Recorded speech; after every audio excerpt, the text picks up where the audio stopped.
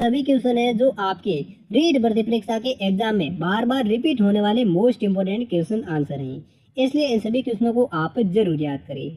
तो चलिए देखते हैं आज का पहला क्वेश्चन। पहला क्वेश्चन है, राजस्थान सेवा संघ का निर्माण विजय सिंह पथिक, रामनारायण चौधरी एवं हरिभाई कीकर द्वारा किस स्थान पर की गई थी? तो इस सवाल का सही जवाब देगा ऑप्शन सी, यानी राजस्थान सेवा संघ का निर्माण है जो वर्धा महाराष्ट्र में साल 1919 में विजय सिंह पथिक, रामनारायण चौधरी एवं हरिभाई कीकर द्वारा की गई थी। नेक्स्ट अगला दूसरा क्वेश्चन है, निम्नलिखित में से कौन सा लोक नृत्य बिहार राज्य से संबंधित नहीं है? तो इस सवाल का सही जवाब देगा ऑप्शन डी, यानी कालबेलिया लोक नृत्य है जो बिहार राज्य से संबंधित नहीं है। कालबेलिया नृत्य का जो संबंध है वो राजस्थान राज्य से संबंध है, यानी कालबेलिया नृत्य है जो राजस्थान का प्रसिद्ध लोक नृत्य है जिसके संगीत पर वाद्य यंत्र पुंगी का उपयोग किया जाता है। अगला तीसरा क्वेश्चन है, खानवा में बाबर के विरुद्ध सांगा की सहायता के लिए किसके नेतृत्व में मारवाड़ी सेना भेजी गई थी? तो इस सवाल का सही जवाब देगा ऑप्शन बी, यानी मालदेव की नेतृत्व में मारवाड़ी सेना है जो बाबर के विरुद्ध राणा सांगा की सहायता में खानवा के युद्ध में सेना भेजी गई थी। और खानवा का युद्ध है वो कब लड़ा गया था? वो लड़ा गया था 1527 में मुगल शासक बाबर और राणा सांगा के मध्य। अगला नेक्स्ट चौथा क्वेश्चन है, राजस्थान की एकमात्र रियासत जहां ऊंट की बलि दी जाती थी और आज भी दी जाती है। तो इस सवाल का सही जवाब देगा ऑप्शन ए, यानी टोंक एकमात्र राजस्थान की रियासत है जहां पर ऊंट की बलि दी जाती थी और आज भी ऊंट की बलि दी जाती है। और टोंक रियासत की स्थापना है वो 1817 में आमिर खान पिंडारी ने टोंक रियासत की स्थापना की थी। और टोंक रियासत है जो राजस्थान की एकमात्र मुस्लिम रियासत भी थी। कौन सी रियासत है? टोंक रियासत। अगला नेक्स्ट पांचवा क्वेश्चन है, राजस्थान में बिलों के द्वारा की जाने वाली भूमिगत कृषि क्या कहलाती है? तो इस सवाल का सही जवाब देगा ऑप्शन बी, यानी राजस्थान में बिलों के द्वारा जो भूमिगत कृषि की जाती है उसको चिमाता कहा जाता है। और दक्षिणी राजस्थान की जो भूमिगत कृषि होती है उसको वालरा कहते हैं, यानी बिलों के द्वारा जो कृषि की जाती है भूमिगत कृषि उसको तो चिमाता कहता है और दक्षिणी राजस्थान की जो भूमिगत कृषि है उसको वालरा कृषि कहते हैं। अगला नेक्स्ट छठा क्वेश्चन है, निम्न में से किसने निमोचना हत्याकांड को जलियांवाला बाग हत्याकांड से भयंकर बताया था? तो इस सवाल का सही जवाब देगा ऑप्शन ए, यानी महात्मा गांधी जी हैं जिन्होंने निमोचना हत्याकांड को जलियांवाला बाग हत्याकांड से भी भयंकर बताया था। और निमोचना हत्याकांड है जो 14 मई 1925 को राजस्थान के अलवर जिले के निमोचना गांव में ये घटित हुई थी। और जलियांवाला बाग हत्याकांड है जो साल 1919 अप्रैल में अमृतसर में ये घटित हुई थी। तो निमोचना हत्याकांड कहाँ पर घटित हुआ था? अलवर के निमोचना गांव में 1925 में, और 1919 में जलियांवाला हत्याकांड हुआ था अमृतसर में। अगला सातवां क्वेश्चन है, गरीब की फसल के नाम से कौन सी फसल जानी जाती है? तो इस सवाल का सही जवाब देगा ऑप्शन सी, यानी जवार फसल है जो गरीब की फसल के नाम से जानी जाती है। और भारत में जवार का सर्वाधिक उत्पादन के में प्रथम स्थान है वो महाराष्ट्र राज्य का है। और राजस्थान में सबसे अधिक जवार का उत्पादन है वो अजमेर जिले में होता है। नेक्स्ट अगला आठवां क्वेश्चन है, राजस्थान में जवार अनुसंधान केंद्र कहाँ स्थित है? तो इस सवाल का सही जवाब देगा ऑप्शन बी, यानी वल्लभनगर उदयपुर में जवार अनुसंधान केंद्र स्थित है राजस्थान में। अगला नेक्स्ट नौवां क्वेश्चन है, भारत के संविधान का निम्नलिखित में से कौन सा अनुच्छेद पाकिस्तान के कुछ प्रवासियों की नागरिकता के अधिकारों से संबंधित है? तो इस सवाल का सही जवाब देगा ऑप्शन सी, यानी भारतीय संविधान का अनुच्छेद 6 है जो पाकिस्तान के कुछ प्रवासियों की नागरिकता के अधिकारों से संबंधित है। कौन सा अनुच्छेद? अनुच्छेद 6। अगला नेक्स्ट 14वां क्वेश्चन है, प्रसिद्ध पुस्तक विवेक दीपिनी निम्नलिखित में से किसके द्वारा लिखी गई है? तो इस सवाल का सही जवाब देगा ऑप्शन ए, यानी आदि कवि शंकराचार्य के द्वारा प्रसिद्ध पुस्तक विवेक दापिनी लिखी गई है, जिसका उद्घाटन है वो हाल ही में भारत के उपराष्ट्रपति श्री एम वेंकैया नायडू ने इस पुस्तक को जारी किया था, जिसका शीर्षक है विवेक दीपिनी, और इसको लिखा था आदि कवि शंकराचार्य ने। अगला 15वां क्वेश्चन है, राजस्थान में सबसे अधिक किस नदी पर बांध स्थित हैं? तो इस सवाल का सही जवाब देगा ऑप्शन ए यानी चंबल नदी पर सबसे अधिक राजस्थान में बांध स्थित हैं। अगला 16वां क्वेश्चन है, पृथ्वीराज रासो के रचनाकार निम्न में से कौन है? तो इस सवाल का सही जवाब देगा ऑप्शन बी यानी चंद्रवर्धन है जो पृथ्वीराज रासो के रचनाकार हैं। जबकि सूर्यमल मिश्र ने वंश भास्कर एवं वीर सत्सई नामक की रचना की थी, और पृथ्वीराज विजय की रचना है वो जयानक ने की थी। किसने की थी? जयानक ने। अगला 17वां क्वेश्चन है, 2011 की जनगणना के अनुसार सबसे कम लिंगानुपात निम्न में से किस राज्य में है? तो इस सवाल का सही जवाब देगा ऑप्शन बी यानी उत्तर प्रदेश राज्य में साल 2011 की जनगणना के अनुसार सबसे कम लिंगानुपात है, जिसका लिंगानुपात 879 है। जबकि वर्तमान में सबसे अधिक लिंगानुपात है वो केरल राज्य में है, और सबसे कम लिंगानुपात है वो हरियाणा राज्य में है। अगला 18वां क्वेश्चन है, राजस्थान में कुल कितने जिलों में मरु विकास कार्यक्रम चलाया जा रहा है? तो इस सवाल का सही जवाब देगा ऑप्शन बी यानी राजस्थान के कुल 16 जिलों में मरु विकास कार्यक्रम को चलाया जा रहा है। नेक्स्ट 19वां क्वेश्चन है, राजस्थान के किस जिले में सूर्य की सर्वाधिक तिरछी किरणें पड़ती हैं? तो इस सवाल का सही जवाब देगा ऑप्शन ए यानी राजस्थान के गंगानगर जिले में सूर्य की सर्वाधिक तिरछी किरणें पड़ती हैं। जबकि बांसवाड़ा जिले में सूर्य की सबसे सीधी किरणें पड़ती हैं। किस जिले में? बांसवाड़ा जिले में सबसे सीधी और गंगानगर में सबसे तिरछी किरणें पड़ती हैं। अगला नेक्स्ट 20वां क्वेश्चन है, राजस्थान में खस नामक घास कहाँ पाई जाती है? तो इस सवाल का सही जवाब देगा ऑप्शन बी यानी राजस्थान के टोंक जिले में सबसे अधिक खस नामक घास पाई जाती है। टोंक जिले के अलावा सवाई माधोपुर, टोंक और भरतपुर जिले में भी खस नामक घास पाई जाती है, जिसकी जड़ों से इत्र बनाया जाता है। अगला 21वां क्वेश्चन है, बीका की छतरी किस जिले में स्थित है? तो इस सवाल का सही जवाब देगा ऑप्शन सी यानी बीका की छतरी है जो राजस्थान के बीकानेर जिले में स्थित है। अगला नेक्स्ट 22वां क्वेश्चन है, महाबलीपुरम स्मारक समूह जो कि यूनेस्को का विश्व विरासत स्थल है, यह निम्नलिखित में से किस राज्य में स्थित है? तो इस सवाल का सही जवाब देगा ऑप्शन ए यानी तमिलनाडु राज्य में महाबलीपुरम स्मारक समूह स्थित है जो यूनेस्को का विश्व विरासत स्थल है। अगला 23वां क्वेश्चन है, राजस्थान के किस संभाग का क्षेत्रफल सबसे बड़ा है? तो इस सवाल का सही जवाब देगा ऑप्शन सी यानी राजस्थान के जोधपुर संभाग का क्षेत्रफल है जो सबसे बड़ा है। जबकि सबसे न्यूनतम क्षेत्रफल संभाग है वो भरतपुर संभाग है। अगर पूछे कि सबसे अधिक संभाग किस क्षेत्रफल का है, वो है जोधपुर संभाग। अगर कम है वो किस संभाग का है, वो है भरतपुर संभाग का। नेक्स्ट अगला 25वां क्वेश्चन है, राजस्थान में स्थित हड़प्पा सभ्यता के किस स्थल से जोते हुए खेतों के प्राचीनतम साक्ष्य मिले हैं?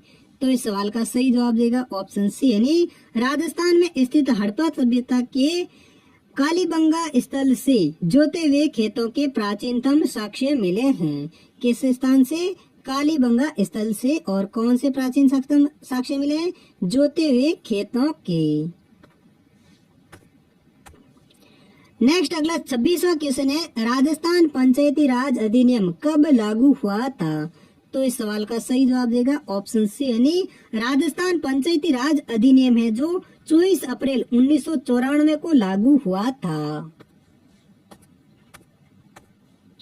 नेक्स्ट अगला 27वां क्वेश्चन है, 1857 की क्रांति के समय जयपुर के शासक कौन थे? तो इस सवाल का सही जवाब देगा ऑप्शन ए यानी 1857 की क्रांति के समय जयपुर के शासक हैं वो राम सिंह द्वितीय थे।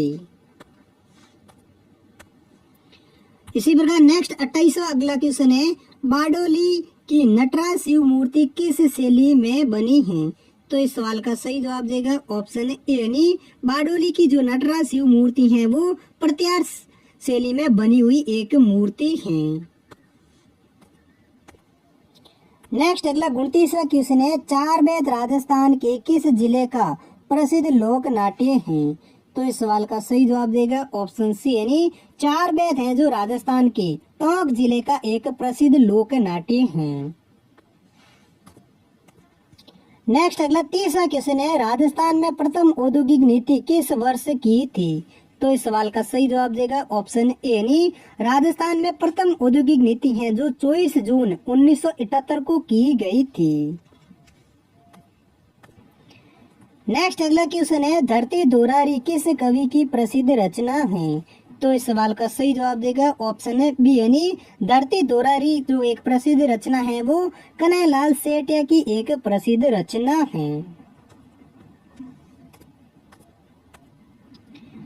नेक्स्ट अगला 32वां क्वेश्चन है, राजस्थान के नागौर जिले के किस शहर का नाम प्राचीन समय में मेदिनीपुर है? तो इस सवाल का सही जवाब देगा ऑप्शन ए, यानी राजस्थान के नागौर जिले के मेड़ता शहर का प्राचीन नाम है वो मेदिनीपुर था।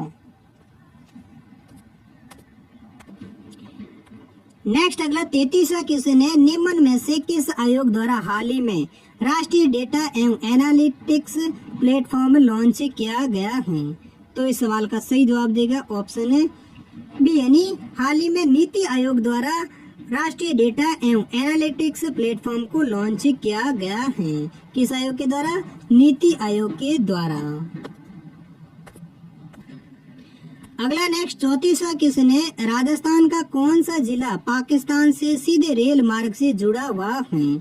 तो इस सवाल का सही जवाब देगा ऑप्शन डी, यानी राजस्थान का बाड़मेर जिला है जो पाकिस्तान से सीधे रेल मार्ग से जुड़ा हुआ है। कौन सा जिला? बाड़मेर जिला। नेक्स्ट अगला 35वां क्वेश्चन है, द्वारकापुरी के रणछोड़ मंदिर का निर्माण किसने करवाया था? तो इस सवाल का सही जवाब देगा ऑप्शन बी, यानी द्वारकापुरी के रणछोड़ मंदिर का निर्माण है वो राव सुरजन के द्वारा करवाया गया था।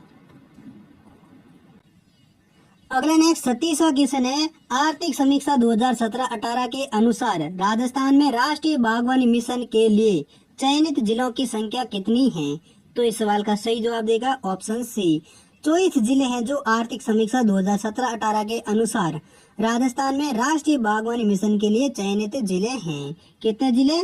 24 जिले। नेक्स्ट अगला 37वां क्वेश्चन है, स्थिरता के साथ विकास और आत्मनिर्भरता किस 5 वर्षीय योजना का लक्ष्य था?